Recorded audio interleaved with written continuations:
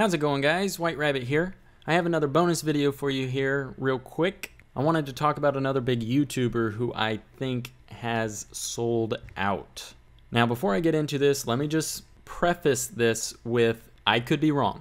I could be reading way too much into this, and it could all just be coincidence, you know, whatever. But I wanted to share the information with you guys anyway because, in my opinion, this is exactly what I would expect to see from a YouTuber who is coming out of the closet, if you will, and is making it known that they are controlled to some extent. And it would make perfect sense. So let's get into it. The specific YouTube channel that I'm talking about is Rhett and Link. More specifically, their channel, Good Mythical Morning. Now, I used to be a pretty big fan of Rhett and Link, so, you know, as usual, it's a little upsetting when I come across these YouTubers who I think have sold out, but I've noticed for a long time now, ever since being awake, that, for example, Link, the dark-haired guy, flashes the 666 hand sign repeatedly. And, you know, I've always chalked it up to just a meaningless habit that he has. But after seeing this episode that I'm about to show you guys, it's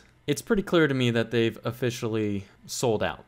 So the episode starts off with them talking about their recent trip to the White House. Apparently they were invited to the White House. We got invited to the White House, yeah, along with some other YouTubers for the launch of the It's On Us campaign, which is a campaign to stop sexual assault on college campuses. More on that campaign later. Now, standing alone, that doesn't mean anything. But the fact that they have such a large audience and the fact that they are so popular on YouTube automatically raises some red flags as far as potential for them being controlled. And the fact that they were invited to the White House, regardless of as to why, should make you question what is really going on there, especially when they mention other YouTubers who they went with having private meetings with the president. So, I don't know. Do I think that they personally met with Obama and he is feeding them lines now into their YouTube channel? No, that's not what I'm saying. I'm just saying that it's a little suspicious that they got in that close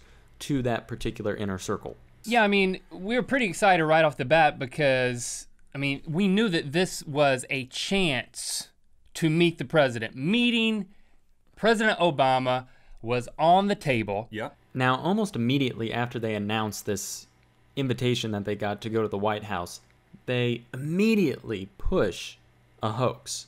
This whole story about this guy supposedly jumping the fence and making it all the way to the front steps of the White House. I mean, this is an obvious hoax. Multiple different guys in the Truth Movement have debunked this whole thing.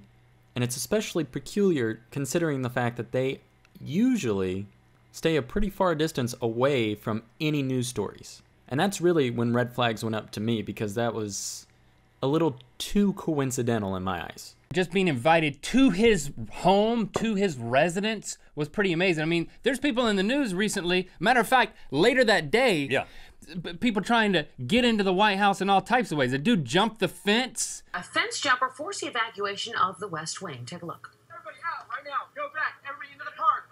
Right now, into the park. People want to get in there, but it helps to have an invitation and to be allowed in there. Right. So then, after that, they start talking about the fact that apparently they went bowling in the White House. The first thing we did was, along with all the other YouTubers, was go bowling. Now again, by itself, that means absolutely nothing, but there's a very interesting, again, coincidence that is some extreme symbolism here.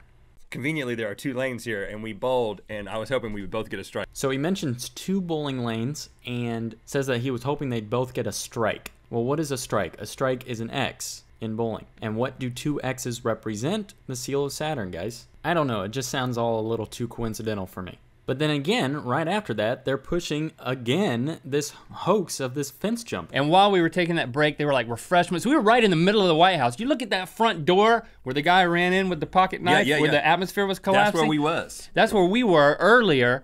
And again, for guys who never mention the news, it's a little suspicious that they are pushing this known hoax so vehemently, and they are backing it up as if they were there, as if they saw the whole thing, giving credence to the hoax. And then again, immediately right after, this happens. We drank out of little teacups, and I held my pinky up like this. Now, I mentioned in the past that I've noticed the Link guy flashes the 666 hand motion a lot, and I always attributed it just to a nervous twitch or a bad habit. But in all the episodes I've ever seen of Good Mythical Morning here, I have never seen Rhett flash the 666 hand sign. And the fact that he does it so blatantly and so obvious here, again, is just another red flag for me. Then a little bit later in the episode, we see Link make what I would consider to be a form of a Freudian slip. What was I most concerned about, being totally honest with you, is what am I gonna come back and say to family and friends for the rest of my life? What am I gonna be able to say that's true about that experience? He says, what am I going to be able to come back and say that's true about that experience? Yeah, I wanted to know what I was gonna tell you. It's an interesting way of phrasing what he was about to say. So, again, another red flag. What am I gonna be able to say that's true about that experience? And then the last thing that I want to bring up that leads me to conclude that these guys are controlled and are announcing it essentially in this episode is when they start to describe why they were actually invited to the White House in the first place. And they start to talk about this awareness type program or whatever that they're supporting. And just the terminology of how they describe it leads me to believe that there is both an exoteric and an esoteric meaning behind the words that they're saying here. The point is that it's everybody's responsibility to help to stop this, to be a part of a cultural shift where first to intervene in situations where you see that someone may be in danger or is not able to make a decision for themselves.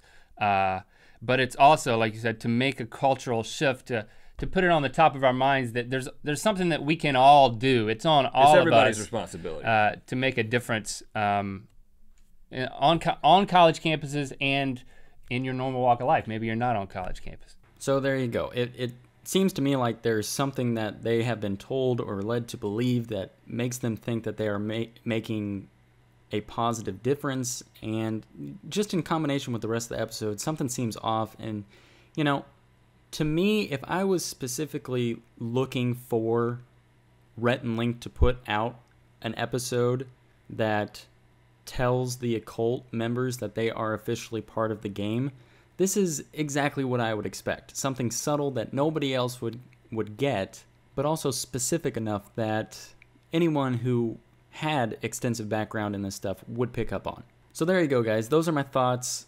Let me know in the comments below if you think I've totally lost my mind or not. Maybe I have. I don't know. But let me know what you guys think. If you haven't already, please like and subscribe. Thanks, and God bless.